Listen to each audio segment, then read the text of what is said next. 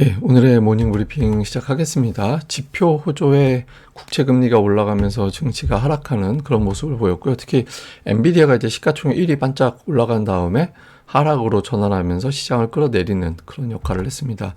삼성전자 잠정 실적 나올 텐데 잠정 실적 공개 이후에 어떤 수급의 변화가 생기는지가 상당히 중요할 것 같고요. 코스닥 같은 경우는 연속 상승 이후에 이제 매도 물량이 좀 나오면서 좀 눌리는 그런 모습이 있었잖아요. 근데 거래대금은 계속 증가하고 있거든요. 거래대금 증가 이후에 또 기관 투자자들의 어떤 시장 참여가 계속 진행이 되는지 이 부분도 살펴봐야 될 것 같습니다. 우선 이제 미증시는 뭐 다 하락했는데 나스닥이 더 많이 빠졌잖아요. 그러니까 주요 기술주들 특히 시가총액 상위 메가세븐 종목이 전부 다 하락하는 그런 모습을 보였거든요. 그러니까 이 영향으로 한국 관련 지표들도 일제히 좀 약세를 보이는 이제 그런 모습을 보였습니다. 대부분 업종 빠졌고 올라간 업종은 뭐 그 에너지하고 헬스케어 정도, 이 정도만 올라가고 대부분 빠져서 오늘 미증시는 금리가 올라서 투자자들이 좀 걱정을 했던 하루였다. 이렇게 해석이 될 것 같습니다.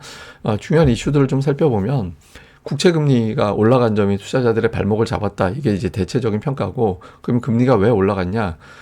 미국의 경제 지표가 너무 잘 나왔습니다. 그러니까 지표가 너무 좋아서 이러면 금리 안 내려갈 것 같은데, 그리고 또 금리 자체가 국채 금리 올라가면 사람들이 주식보다 그냥 확정되어 있는 채권, 이제 미국 국채 사는 게 낫지 않나? 뭐 이런 식으로 또 생각을 할 수 있다. 이런 이론적인 생각을 하게 되죠. 그래서 금리 상승에 대한 부담을 좀 갖게 됐다라는 점이고, 또 연준 인사들도 추가 인하에 대해서는 좀 신중해야 된다라는 취지의 발언들을 계속 하고 있거든요. 그래서 이런 점이 올해 금리 어쩌면 한 번 정도밖에 안 내릴 것 같다.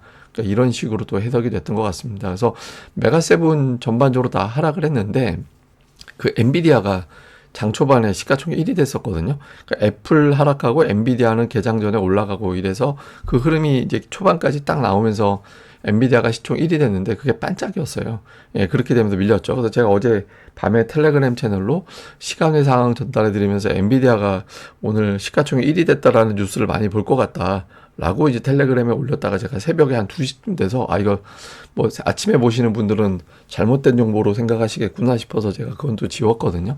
근데 어쨌든 엔비디아가 오늘 테슬라와 엔비디아가 시장의 약세를 주도하는 그런 모습이 됐고, 그렇지만 여전히 주식시장은 메가세븐이 주도하면서 올라갈 거야 이런 기대도 있습니다. 뭐 UBS나 울프리서치 이런 데서는 올해도 메가세븐이 증시를 주도할 거고, 그 근거로는 AI 관련돼서 AI 쪽에 기업들이 투자를 되게 많이 한다. 그러면 그 투자에 수혜가 되는 기업들은 주가가 올라가고, 또 그 투자에 의해서 수익이 나올 텐데 뭐 주가 안 올라갈 수 있겠느냐, 뭐 이런 식의 어떤 분석을 한 것 같아요. 그래서 이들 기업들은 올라갈 것이다라는 분석이 여전히 이제 많이 있고, 그리고 새벽에 나온 뉴스는 젠슨 왕이 삼성전자가 HBM 테스트 중인데 뭐 성공을 확실한다. 사실 이 얘기는 거의 뭐 한 10달째 하는 것 같은데, 어쨌든 또 콕 찍어서 삼성전자 이야기가 나왔다는 점에서 투자자들이 또 기대를 걸 수도 있죠. 어쨌든 이런 이슈들이 있었습니다.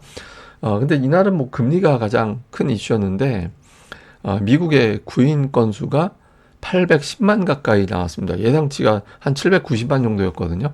그러니까 예상치보다 높았고, 이게 구인 사람들이 되게 많이 이제 뭐 사람들을 많이 뽑으려고 한다 이런 데이터가 나온다라는 거는 급여를 더 많이 줘야 사람을 구할 수 있다 이렇게 해석이 될 수 있잖아요.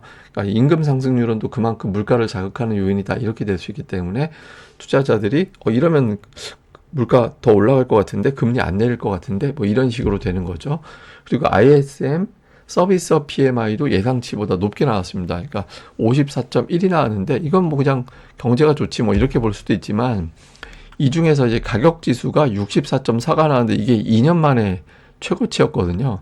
2년 만에 최고치가 나오면서 이거 물가가 좀 심상치 않은가 보다. 이러면 연준이 금리 못 내릴 것 같다. 또 토마스 바킨도 이날 연준 인사 중에서 이제 발언한 사람인데, 현재 인플레 상황을 고려해 볼 때 추가적인 금리 인하는 신중해야 될 것 같아. 또 이렇게 언급을 했거든요. 그러니까 이런 발언들이 나오다 보니까, 또 지표가 이렇게 나오다 보니까 금리가 올라가게 되는 거죠. 그래서 10년물 국채 금리가 거의 4.7%까지 올라갔고, 그래서 일부에서는 이거 5%갈 것 같다. 그러니까 이런 어떤 주장들이 제기가 됐습니다. 그래서 아무래도 뭐 그 국채 발행 일정도 좀 있긴 한데, 어쨌든 이날은 재료가 많이 겹쳤어요. 근데 제가 어제도 뭐 이번 주 들어서 계속 말씀드린 게, 미국의 국채 발행 일정이 좀 있다. 그래서 뭐 어제 같은 경우 580억 달러, 오늘도 390억 달러, 또 내일 새벽에 30년물 220억 달러 있는데, 다만 내일 새벽은 발행되는 국채 발행 규모가 좀 줄어들거든요. 그래서 이것 때문에 금리가 자극받지는 않을 것 같고, 국채 발행 일정에 따라서 금리가 자극받는 날은 오늘 정도까지였거든요. 그래서 어쨌든 이런 것들이 겹치면서 금리가 많이 올라가고, 이게 또 시장을 압박을 하는 그런 이유로 작동을 했습니다.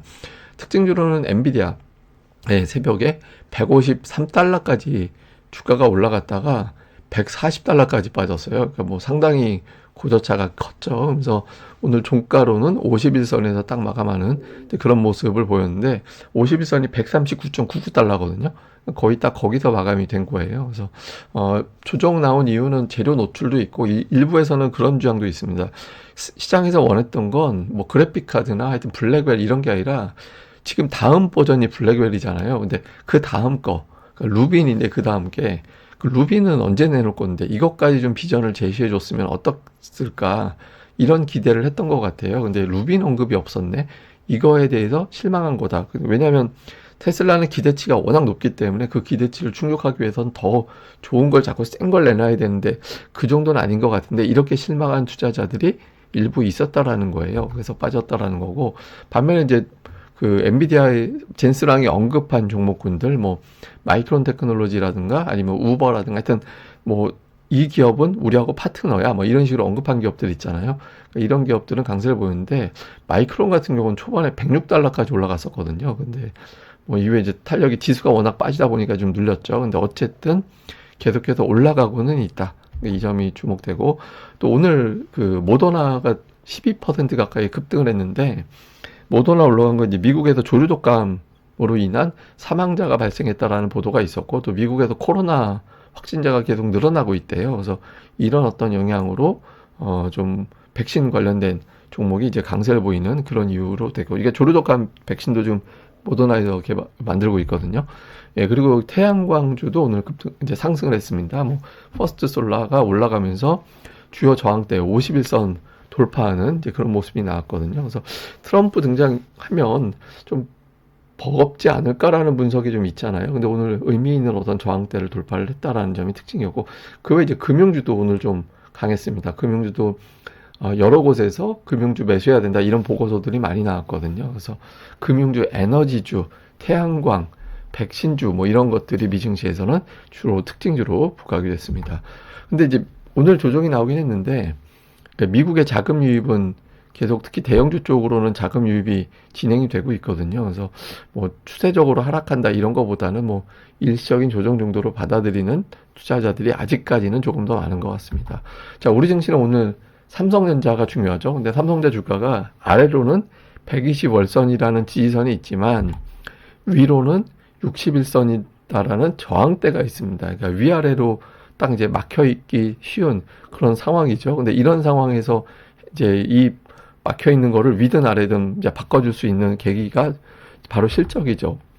오늘 실적이 나오는데, 실적 공개 이후에 이제 시장에서 평가, 사실 오늘하고 내일은 실적 당일, 그 다음에 만기일 이런 것들이 있기 때문에 수급의 변수가 좀 있잖아요. 그러니까 실적 발표하는 날 맞춰서 나오는 기본적인 매도 물량도 좀 있거든요. 근데 그 이후에 이제 어떻게 될 거냐. 그리고 외국인 투자자들이 최근에 이제 이틀 매수, 하루 매도, 그러니까 이런 식으로 매수하는 날이 조금 더 빈번해졌는데, 외국인들의 어떤 움직임이 어떻게 될 거냐. 사실 제일 중요한 거는 이번 주 금요일. 왜냐면 실적날, 만기 그 이후에 이제 그 다음 날이 제일 중요한 거긴 한데, 어쨌든 큰 이벤트가 나오니까 여기서 어떤 반응을 하느냐도 중요하고요. 또 하나는 젠슨왕이 그 기자간담회에서 삼성의 HBM 성공을 확신한다. 이게 사실 이게 제가 보기에는 립 서비스일 가능성이 조금 더 높다라고 보고는 있거든요.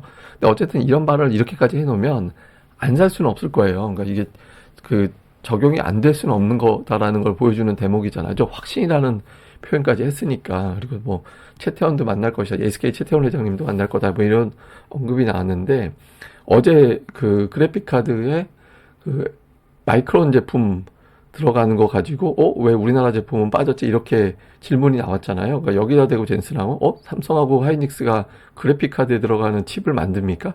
그러니까 이렇게 이제 물어봤다. 근데 그쪽에다는 제가 이렇게 얘기했다고 얘기하지 마세요. 뭐 이렇게 언급을 했다라는 거예요. 그리고 별거 아니다. 그거에 대해서는 그렇게 큰일 아니다 뭐 이런 식으로 이야기를 했다고 하는데, 어쨌든 젠슨왕의 이 립 서비스가 이제 어떤 영향을 주는지도 오늘 장에서는 좀 봐야 될 것 같습니다. 근데 이제 메인은 역시 실적이에요. 예, 실적 공개 이후에 어떤 수급이 어떻게 돌아가는지, 실적에 대한 추정치가 이제 하락하고 있던 상황이 마무리가 되는지 좀 잘 봐야겠습니다. 근데 증시 전체 수급을 보면 외국인들의 매수 비중이 좀 늘어나는 그런 상황이었거든요. 그러니까 이것도 되게 중요해요. 그러니까 외국인들이 또 후퇴하지 않는 게 중요합니다. 그러니까 최소 매수 비중이 27%, 8%이 정도를 유지하는지도 되게 중요하거든요. 그래서 외국인 투자자들의 순매매도 중요하지만 매수에서 차지하는 비중이 28% 정도 전후를 좀 유지해주고, 그 이상이면 더 좋고, 그런 흐름을 만들어주는지도, 일적으로 매도는 증가할 수 있잖아요. 근데 매수가 후퇴하는 거는 좀 다른 얘기가 되거든요. 그래서 그런 것들이 어떻게 되는지. 다음에 코스닥 쪽에서는 거래대금, 예, 거래대금이 증가하면서, 어제 이제 종목들이 올라가긴 했지만 상승 종목 수가 어제 이제 떨어지는 그런 모습들이 나타났었잖아요. 근데 어제 그런 모습들이 나왔는데, 거래대금이 어쨌든 최근에 8조 원대 정도 유지하고 있었거든요. 그래서 이 거래대금이 어저께 이게 좀 체크가 안 된 것 같은데, 어떻게 되는지, 그러니까 8조 원대 유지하면서 시장이 통으로 음봉 맞지 않고 좀 버텨내 주느냐, 이것도 되게 중요한 변수가 될 것 같습니다. 특히 이제 코스닥 같은 경우는 최근에 외국인 투자자들이 또 기관이 매도하고 개인들이 매수하고 있잖아요. 근데 이제 뭐 부담이 되죠. 그러니까 제가 뭐 계속 주말부터 말씀드리고, 뭐 댓글에서 보니까 쟤는 뭐 갑자기 좋은데 뭐 매물 얘기한다고. 근데 데이터상으로는 코스닥의 매도 물량이 나올 만한 상황이었어요. 그러니까 이거는 지수가 빠진다 올라간다 차원의 이야기를 말씀드리는 게 아니라 상승 종목 수가 줄어든다라는 걸 이야기하는 거거든요. 그러니까 과열 지표가 어제 오전으로 나왔기 때문에 상승 종목 수가 줄어드는 상황이었어요. 근데 이게 이제 자연스럽게 매도 물량 소화하고 다시 올라가는지 여부는 이제 수급이 되게 중요하겠죠. 예, 그러니까 수급이 되게 중요한데, 최근에 예탁금은 제가 계속 말씀드리지만 머니무브 없다. 예, 어제 또 이런 뉴스 나왔는데 이거 아니다라고 제가 미리 말씀드렸잖아요. 그러니까 고객 예탁금 늘어난 거 아니라고. 그러니까 연초에는 연말에 잠깐 들어왔던 만기된 채권이 일적으로 예탁금을 잡히다든가 이런 현상 때문에 예탁금이 일적으로 늘었다가 다시 바로 빠져나가는 거기 때문에 이번 주 후반 되는 집계부터 예탁금을 봐야 된다라는 거거든요. 근데 어쨌든 이제 이번 주 후반, 오늘 이후부터는 예탁금의 어떤 변화가 어떻게 생기는지는 좀 주목을 해야 됩니다. 그러니까 이런 어떤 연말 연초에 어떤 데이터들이 빠져나간 다음이거든요. 이후에 만약에 유입이 된다라면 개인들이 주도하는 중소형 종목 장세가 될 것이고, 만약에 그렇지 않고 개인들의 예탁금이 늘어나지 않는다면 제가 뭐 계속 뭐 기관의 수급 종목 봐야 된다 이런 식으로 텔레그램에서 말씀드렸잖아요. 그래서 그런 쪽의 어떤 종목들, 그러니까 기관이 선호하는 중대형주 쪽으로 선호도를 가져야 되는 상황이 될 수 있기 때문에 대응 전략이 바뀝니다. 그래서 이후에 예탁금이 어떤 형태로 바뀌는지도 잘 봐야 될 것 같습니다. 근데 최근에 보면 뭐 로봇과 반도체가 강했고, 다음에 제약주가 이제 최근 들어 살짝 머리를 트는 듯한 모습이 나왔죠. 어제 엔터가 좀 올라갔고, 2차 전지는 여전히 조금 주춤하는 모습이고, 그러니까 이런 게 12월 이후에 또 1월 이후에 어떤 흐름이었는데, 이 구도가 조금의 변화는 생기겠죠. 근데 그 변화가 일시적이고 다시 원래로 돌아갈 거냐, 아니면 선수가 교체가 되는 거냐라는 거는 기관들의 연속성으로 가늠을 해봐야 되거든요. 그래서 업종별 수급 변화 집중적으로 살펴봐야겠습니다. 자, 오늘 뭐 삼성자 실적이 가장 중요한 이벤트입니다. 그 이후에 어떤 변화가 생기는지 봐야 될 거고, 금리가 올라가고 미국이 하락했거든요. 근데 그럼에도 불구하고 외국인들이 매수할 거냐, 이거는 중요한 테스트가 되겠죠. 예, 외국인 투자들이 정말 짜장면 곱빼기 사준 거냐, 아니면은 이번엔 진짜 바뀐 거다, 완전히 착하게 살자로 바뀐 거냐, 이게 가늠이 되는 거고, 지금 반도체, 2차 전지, 제약, 조선 등등의 시소 게임 벌이고 있거든요. 그래서 이 시소 관계에서 이제 반대쪽에 해당되는 종목군들이 그날 수급이 어떻게 되는지에 따라서 이거는 선수가 완전히 바뀌었어, 이제 아니면 일적인 조정이야, 이게 가늠이 되니까 이런 구도. 그다음에 이제 코스닥은 제가 볼 때는 차별화 장세가 이제 계속 진행될 것 같아요. 그러니까 압도적으로 상승 종목이 많은 날이 계속 이어지기 쉽지 않은 상황이 있다라고 보여지거든요. 그러니까 이미 주말에 그런 신호들이 있었어요. 그래서 지금 코스닥은 이후에 이제 어떤 업종, 어떤 종목을 선택하느냐에 따라서 차이가 큰 국면이다라는 점에서 수급의 변화 집중적으로 보셔야 될 것 같습니다. 그리고 이제 좀 차트가 재밌는 차트가 하나 나왔길래, 근데 그 차트를 한번 인용을 했더니 제가 일부 미국에서는 그 차트를 쓰면 분명히 저는 출처를 표기하는데도 좀 잘못됐다라고 이의 신청하는 곳이 있나 보더라고요. 그래서 제가 아예 그냥 그래프를 직접 그려버렸는데 10년 동안 연평균 수익률, 그러니까 1년에 몇 퍼센트 올라가는지 10년 동안 체크를 해봤더니 그러니까 미국 주식이 제일 좋더라는 거예요. 그 다음에 서울의 아파트, 그 다음에 금이고 주식은 예금하는 것보다 조금 나은 정도. 예, 하다못해 중국 주식보다 우리 주식이 수익률이 10년 동안 연평균 수익률이 떨어진다라는 거예요. 그래서 지금 보면 이게 상당히 좀 불만이죠. 제가 이후에 또 보여드릴 텐데 미국은 가계 자산에서 그러니까 가계 금융 자산에서 주식이 차지하는 비중이 3분의 1이 넘거든요. 그러니까 미국 주식시장 올라가면 소비가 늘어나는 거예요. 근데 말 바꾸면 그러니까 달리 말하면 주식시장이 계속 올라갔기 때문에 자산에서 차지하는 주식 비중이 커진 거잖아요. 그러니까 제가 계속 말씀드리지만 우리나라 주식 투자 인구가 1,400만, 100만 정도만 1인당 1,000만 원만 수익 내준다면 그러면 어마어마한 그 경기 부양이 될 수 있거든요. 그래서 좀 주식시장에 대한 어떤 부양을 우리나라에서는 진지하게 투자들이 생각을 해야 되고, 투자가 아니라 정치권에서 생각을 해야 된다. 그래서 좀 증시 좀 괴롭히지 말고 좀 좋은 쪽으로 계속해서 정책을 또 펼쳐주시기를 기대를 해보겠습니다. 예, 그럼 또 하루 또 잘 보내시고요. 저는 또 다음에 뵙겠습니다. 이 방송 구독하기, 좋아요 꼭 부탁드립니다. 감사합니다.